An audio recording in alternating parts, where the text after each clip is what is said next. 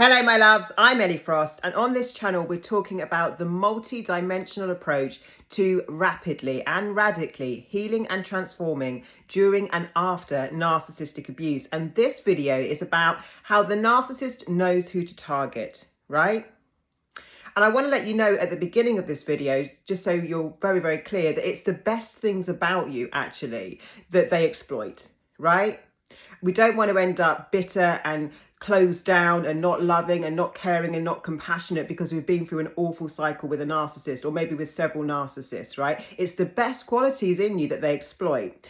Now, before I go into that, narcissists are just complete predators. So they will potentially target anyone, right, that will give them supply.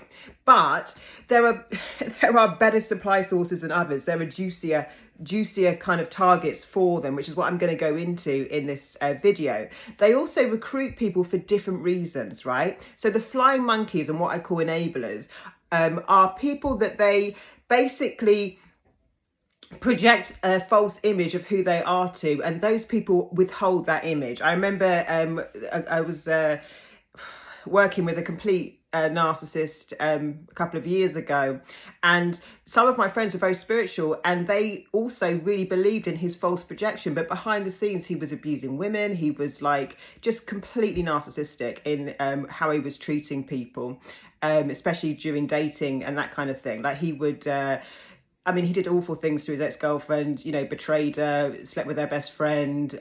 He had lots of sources of supply, but his projection was that he was this really altruistic guy, right? So he was an altruistic narcissist, that he was, really kind and caring, and the flying monkeys and neighbors totally believed it. At the beginning, I almost believed it, right? I didn't know what I was dealing with until I saw behind the scenes. So some people they recruit to hold up their false image, the false image of who they are, and they target pretty much anyone they will target for supply, but they kind of know what they're doing. They have a whole network that they're setting up. They kind of know how to keep this image alive, right? And who to target. Now, why are they going to target you? Because you're a kind, empathetic, compassionate person who wants to understand people, probably someone who tries hard to make things work, who gives people second chances. There's nothing wrong with any of it. You might be a chronic people pleaser like I was. I was trained in a narcissistic household to be a people pleaser, abandon myself and serve the needs of others. I was trained to kind of lose my sense of identity around my family so that I would be what they needed me to be rather than who I really was. And I was very much punished for being authentic or speaking from the heart, and criticized a lot for, being very heart on my sleeve. So it's your beautiful qualities of wanting love, of being caring, of being empathetic, of being compassionate, of giving people a chance that they exploit. Now, around healthy people, these qualities would be absolutely welcomed and adored. But around a narcissist, they're going to exploit the best things about you. And what I really want to urge you to do is not get defensive around other healthy people and shut down your beautiful energy, your beautiful heart, because you've been burnt by these awful dark energies, right? Remember, the narcissist is detached from their soul spiritually. They're a human who is detached from their soul. They are incapable of empathy. They are not a tortured soul. They do not care. They know what they're doing and they don't care. They know it hurts, and your pain is a very good source of narcissistic supply. They want you traumatized. They want to keep you in a trauma bond because they get an energetic charge. You can see my video yesterday when I spoke about this a bit more, but they get a very high hit, like a heroin addict taking a fix of energy when you're traumatized and thinking about them, and your pain basically in the energy realm gives them supply, right? They don't go for healthy sources of supply. Like the love bombing stage doesn't last long. Most of the relationship will be in the devaluing stage in a narcissistic relationship, where you are being devalued, where your identity is being eroded, where your values and boundaries go out the door. I mean, so many people I've worked with, and they've been in, as I was, in relationships with third parties and other people, and they've let their boundaries go and they don't even know who they are anymore because they just get slowly eroded. Yeah, slowly eroded over time. So the narcissist also will target your wounds, right? So they work in the psychic realm. They know what's unhealed in you. Yeah. It's an entity of consciousness that works in the psychic realm, narcissism, and they know what your wounds are. You know, I know that, like, for example, when I was a child, my mother would never pick me up and put me on her lap. She did with my brother, and I remember being about 4 and looking at her and was wishing that she'd hold me. She wouldn't hold me. My ex-narcissist, interestingly enough, he was always holding me when we slept, right? And you know, that was a wound, but they know what to do. It's working in the psychic realm, and that was really like healing for me in some ways, actually, to be held. But of course, he was a narcissist, so he absolutely brutally like dealt with me after that, after, you know, the love bombing stages and things. And the discard was totally brutal. It was totally brutal, and it just broke my heart. You know, it was so severe, the behavior that the way he treated me, and most of that relationship ended up being a devaluation, which the longest time in the relationship is you being devalued, right? That's the thing that lasts the time. The love bombing stages and the hoovering stages come in, you know, periodically, just to get you back on the hook. But the longest stage of a narcissistic relationship is you being constantly devalued, and over time, slowly over time, you lose who you are. You think that you don't matter, and in your own right, you don't exist. You just exist to be what the narcissist needs you to be. But I really want to say that, like, the sadness of this is that so many of us shut down those beautiful you know, I like to believe the good in everyone. For example, we get taught to do that, give people the benefit of the doubt. Now that does work with healthy people, but with a narcissist, everything we've learned about personal development and you know, how to be in healthy relationships doesn't work. So actually what I'd learned in years and years and years of coaching and personal development, things like, you know, take responsibility, people are mirroring you, all that kind of stuff doesn't apply with the narcissist. He is mirroring what you need him to be or her to be in the love bomb stage, right? They know psychically, but they're not mirroring your behavior. They're following a set sequence. The reason you know what I'm saying is true on the spiritual level is because they are textbook. It doesn't matter whether they're a covert, overt, malignant, altruistic, whatever you want to label them as, they all follow the same sequence. That's how you know it's an entity of consciousness.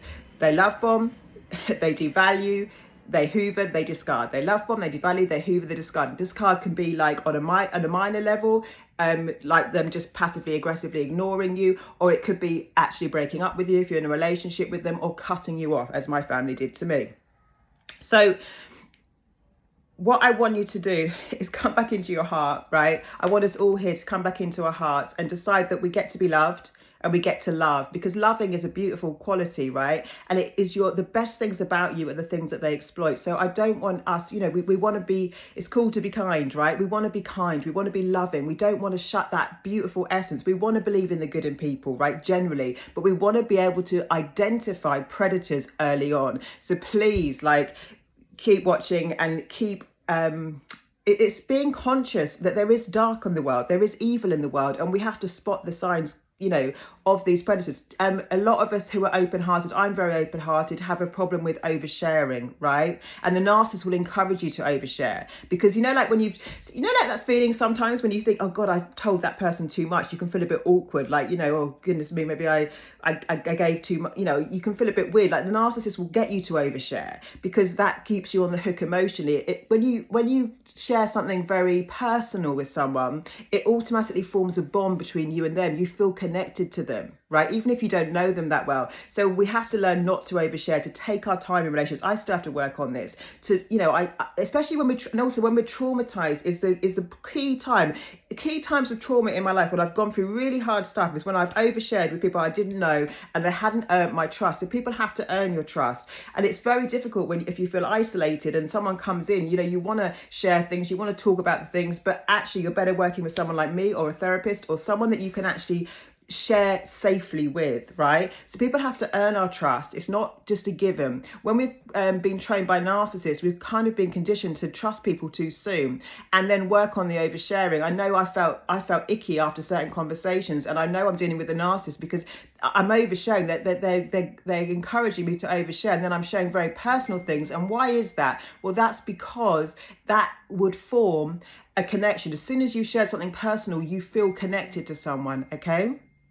So we want to work on the oversharing. We want to resist oversharing, and we don't want to shut down those beautiful qualities. We just want to take our time in relationships, be discerning, know who people are, be aware that there is dark energies on the planet and they will target you, right? It doesn't matter how, it's not that you're manifesting them. It's that we live in a universe of everything, right? And everything goes towards the light, and it's your beautiful light, your beautiful, and that, you know, you're juicy. Like, I have a lot of energy. I'm very passionate, and, you know, I'm a juicy source of supply because I've got a lot of life force energy, right? So it's the best things about you that make you a target for them. So we've got to know what we're dealing with, and basically remove ourselves as quickly as possible when we're confused and manipulated and things feel off, right?